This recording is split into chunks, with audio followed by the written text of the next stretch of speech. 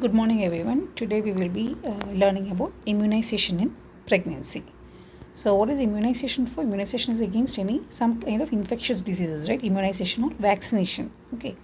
So, why is that you need immunization in pregnancy? Why is pregnancy a disease? Pregnancy is a normal condition, right? It's a normal physiological process. So, are the pregnant women more susceptible to infections? If so, why? Okay, so there is changes in the immune response in pregnant women.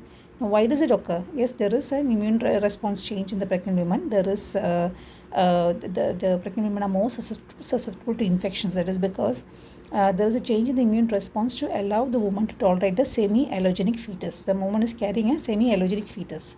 So, to tolerate that, there will be some changes in her immune system. And this can interfere with the development of the specific immune response to pathogens. So these immunological changes may alter the susceptibility of the woman and the fetus to certain infectious diseases and increase the risk of more serious outcomes. The immature adaptive immune systems of the neonates. Now, what happens to the babies? So the neonates and premature infants already, as they are born, also even their immune system is not completely functional, it's not completely mature. So that makes them also particularly vulnerable to morbidity and mortality due to infection. Therefore, immunization of pregnant women can protect those women directly against vaccine preventable infections. So, there are certain vaccine preventable. It cannot prevent every infection, but there are certain infections for which we have found we have vaccines to prevent it. So, what kind of vaccines can they take? Okay, that is what we are going to learn in this class. And how it helps them. So basically, it can protect them directly, just like any other person. It will protect the woman directly from the infections. And since the mother is protected, obviously the baby will also be indirectly protected, because the mother will not contract the illness or will not develop the illness because of the immunization. And it can also directly protect the fetus and infant because of the specific antibodies transferred from the mother during the pregnancy. So that is an additional protection for the infant. Not only that the mother is protected, the baby and even the neonate, for some time the antibodies which is passed on from the mother through the placenta into the fetus will persist for some more time, and that will help the baby survive. Okay. So therefore, vaccine preventable infectious diseases are responsible for significant maternal, neonatal and young infant morbidity and mortality. So that once you give these vaccines for those preventable infections, you can tide over this morbidity in all three: in the mother, in the fetus and in the neonate. So this is kind of like an illustration of how immunization the mother works for the mother as well as the baby. So if for an example you take influenza and whooping cough, okay, these are two vaccine preventable illnesses. Whooping cough is pertussis, okay, so DPT, you have heard of DPT, diphtheria, pertussis, tetanus. So of that, pertussis is the whooping cough part of it, okay.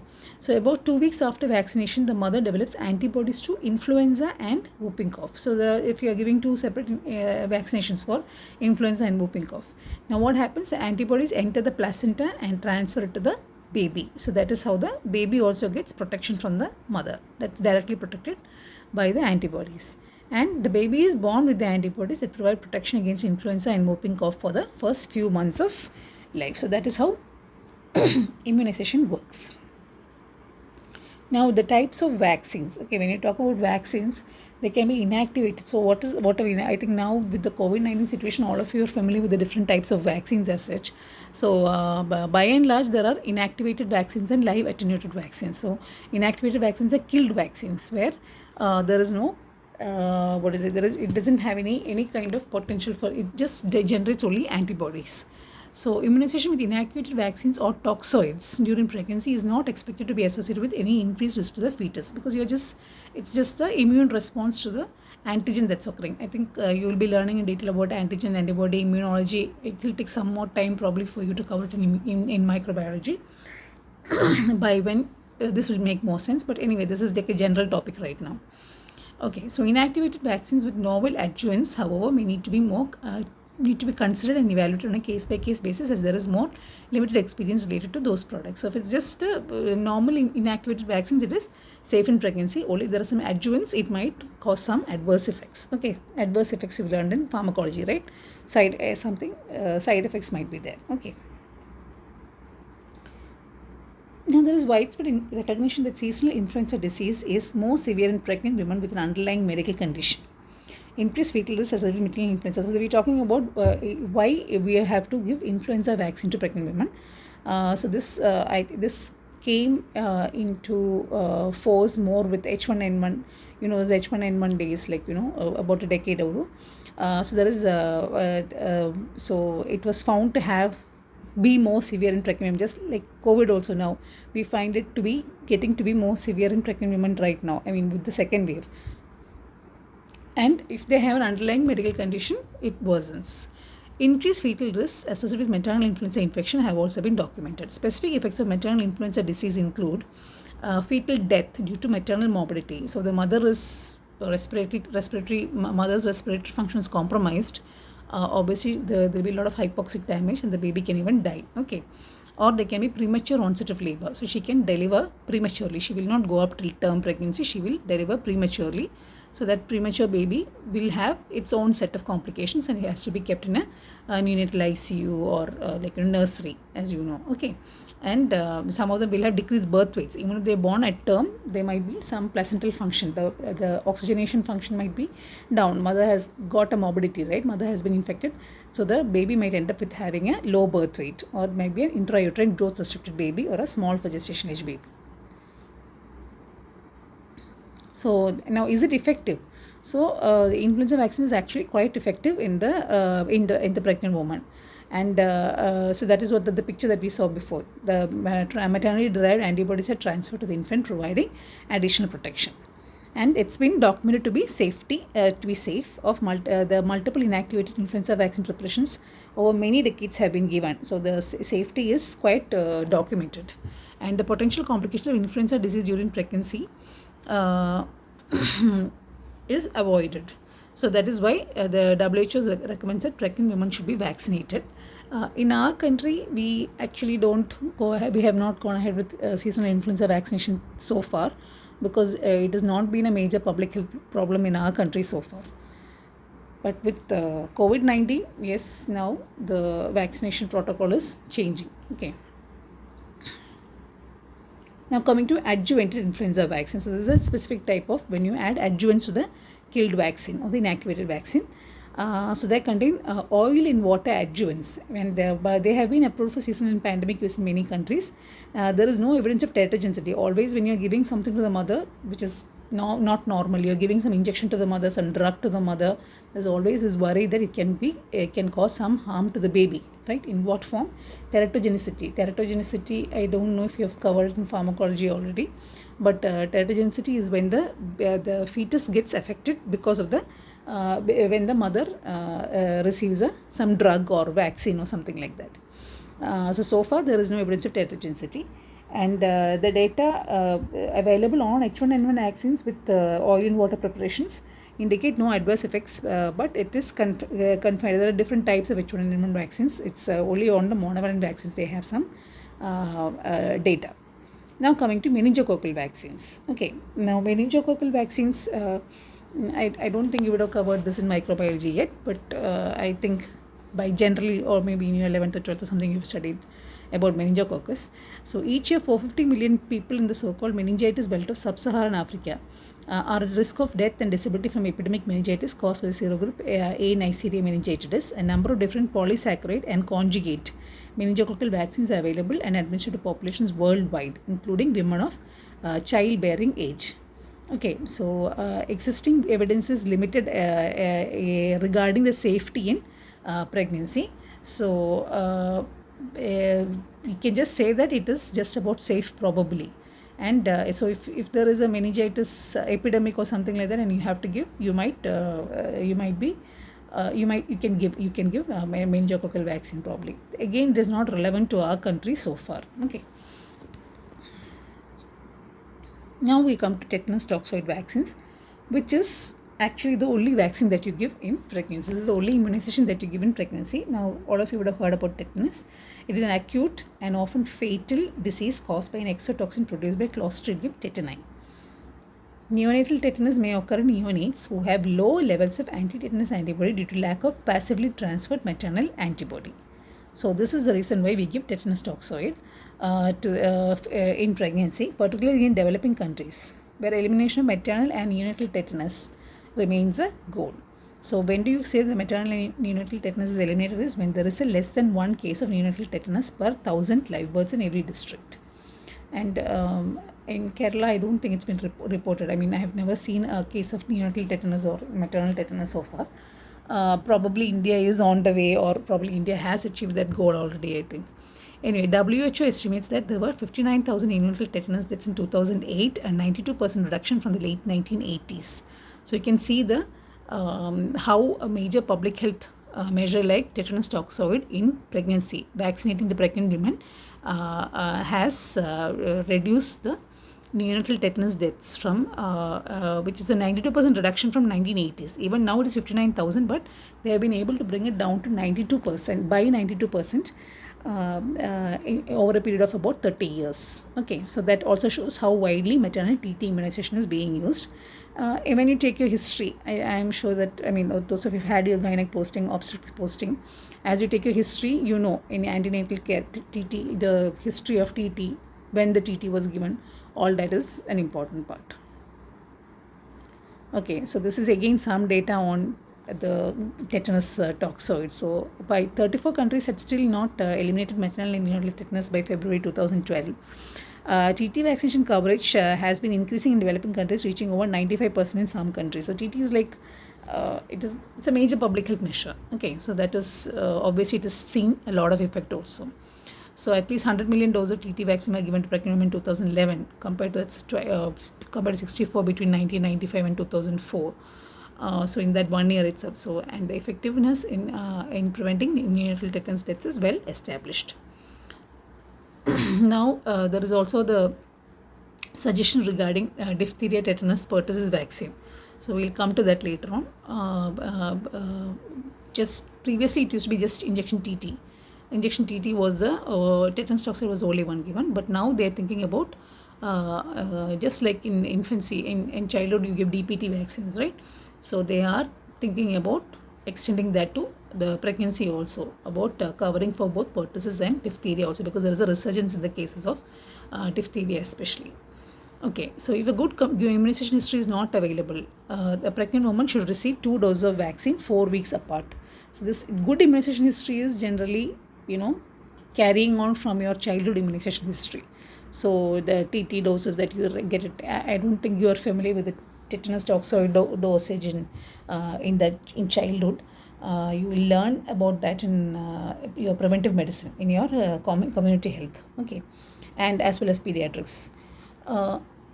So by and large, we give all our pregnant women 2 doses of TT because we don't know the immunization history. They themselves may not know the immunization history. So there is widespread use of vaccine in all developing countries. Now we come to live attenuated vaccines. So live attenuated vaccines means they are live vaccines. So that means there is a virus component still there. There is some component is still active there. Okay, so it is a infectivity is there, but it's an attenuated vaccine. So it's not going to give you all the classical symptoms. Not going to be like the classical symptomatology of a original infection. So theoretically, live attenuated vaccines given to pregnant women might be capable of crossing the placenta and infecting the fetus. So they are contraindicated or not recommended during pregnancy. So it's always, you never know what the risk to the baby is. So actually you will never actively recommend giving a live attenuated vaccine. But because the live attenuated vaccines are used in mass vaccination campaigns, inadvertent vaccination of pregnant women has been documented. So they are just given in when there is an outbreak or when they fear an outbreak might be happening, they might now what are these live attenuated vaccine? We are talking about MMR, okay, measles, mumps and rubella. These are the live attenuated vaccines generally, okay. So if there is an outbreak and you want to prevent it and you start giving mass campaigns, and some women might come and get vaccinated and they may not know they are pregnant. So they have done studies on these women who were inadvertently or accidentally got immunized while they were pregnant, and they have not shown that it has got any much effect in the baby either. But by and large, you will not recommend it in pregnancy. If you know a woman is pregnant, you will not recommend this vaccine because we are not clear about whether it has got any effect or anything like that. Now, rubella infection in a susceptible woman during the months of pregnancy. So why is rubella now? Why do we talk so much about rubella? why are we bothered about rubella? Is it a life-threatening disease to the mother or to the baby? Like what happens? Rubella is German measles. Okay. So rubella infection in susceptible woman during the months of pregnancy can lead to congenital rubella syndrome in the neonate. And because of this, there can be congenital anomalies in the baby. Okay, so if the mother is not immunized and she happens to get an infection of rubella while she is pregnant, the baby can have risk of congenital anomalies as high as 85% in the first 12 weeks of gestation, 54% if it occurs in the 13 to 16 weeks of gestation, and 25% if it is occurring at the end of second trimester. Okay, so that is a percentage. Since the introduction of the vaccination in late 1960s, the incidence of rubella and congenital rubella syndrome has decreased dramatically, and large-scale epidemics of rubella no longer occur in immunized populations. Now, the attenuated rubella and mumps viruses can cross the placenta and infect the fetus. The fetal damage has not been documented when measles or mumps vaccines have been given to pregnant women. So, although more than this is the inadvertently vaccinated women, about 2,500 we have data on, but no cases of congenital rubella syndrome has been reported in them. Okay, but inadvertently, if you have given, it is not an indication for termination of pregnancy. You are not going to be worried that they are going to get. We talked about that percentage, right? About 85% of the babies might be, if it is a natural virus, the 85% of the babies might be affected with anomalies. But if it's a live attenuated vaccine virus, you are not going to worry about that, and you are not going to terminate the pregnancy. Whereas if she contracts rubella and she requests a termination of pregnancy, it is a valid request. Now coming to oral poliovirus vaccine. This is a vaccine that you are all very familiar with, OPV, right? So a number of large studies in different countries have demonstrated the safety of OPV for infants born to vaccinated women, and there is no evidence of increased rates of adverse pregnancy outcomes. But there is always a theoretical risk of adverse effects because it's a live vaccine. It's not a killed vaccine, so it's not routinely recommended.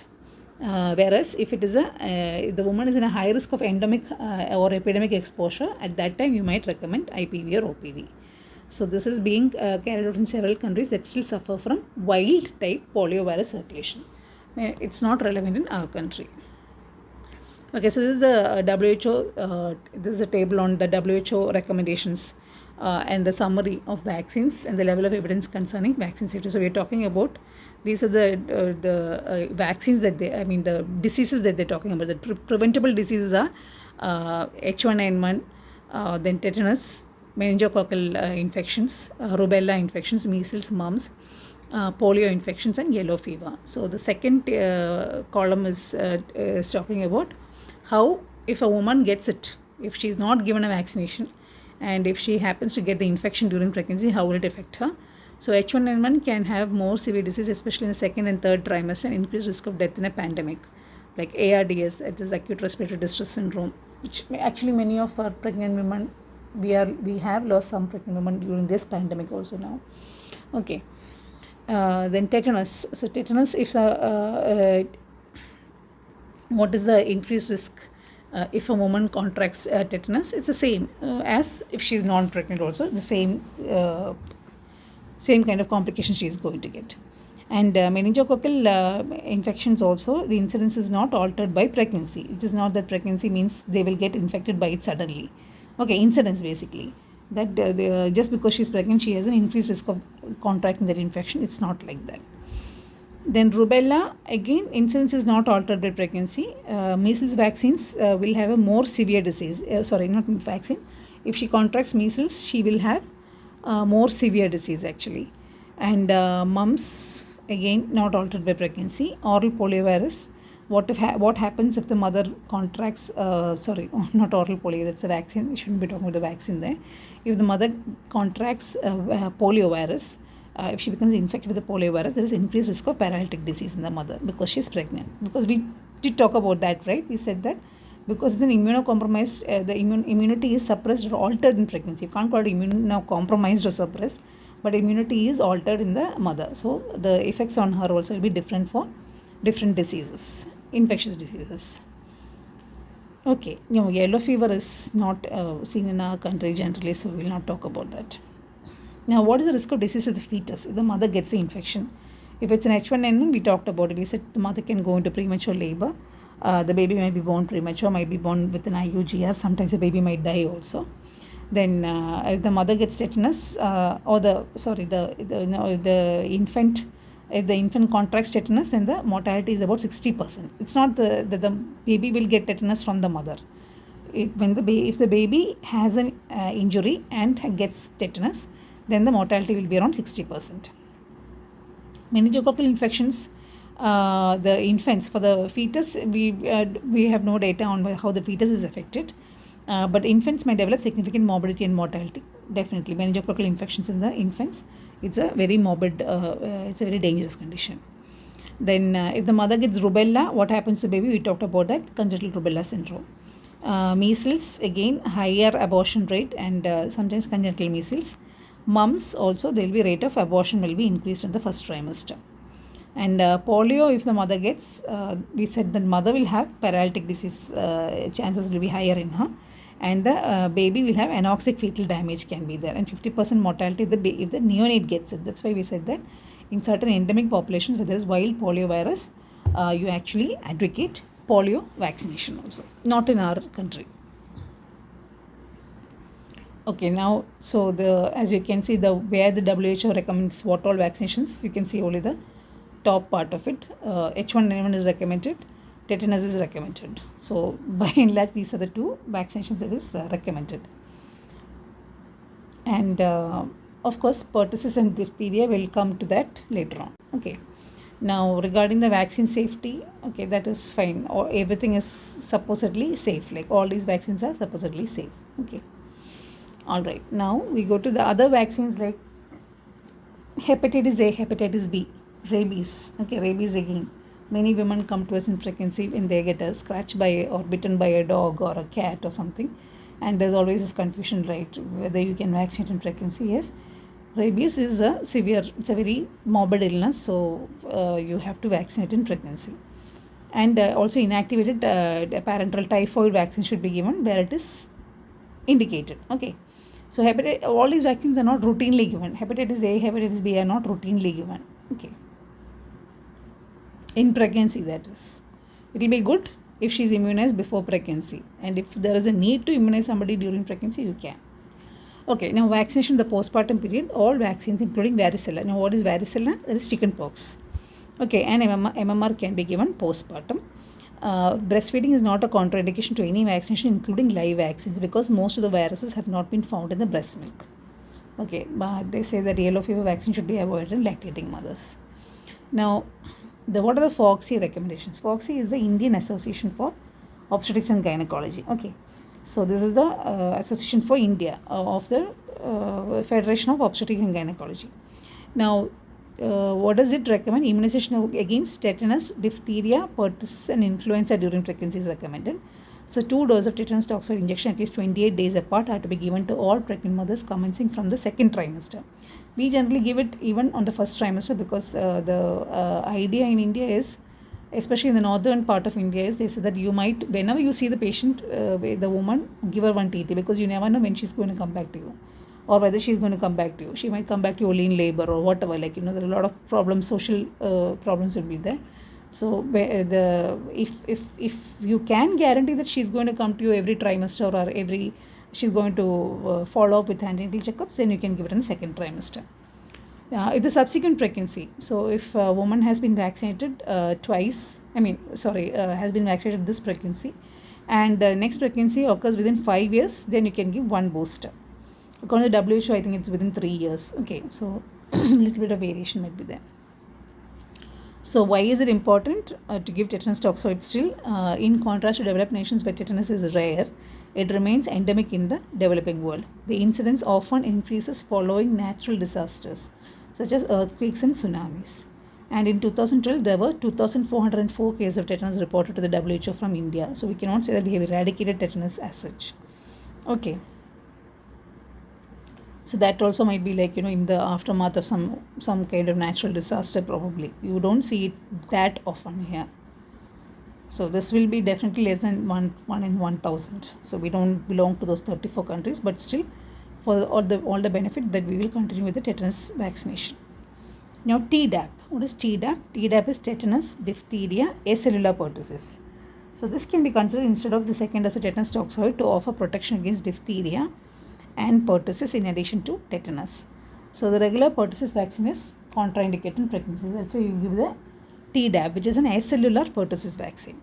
Or you can give TDVAC if Tdap is not available. TDVAC is tetanus and diphtheria vaccination. So these two vaccines you should know very well. Okay, tetanus toxoid and Tdap or TDVAC.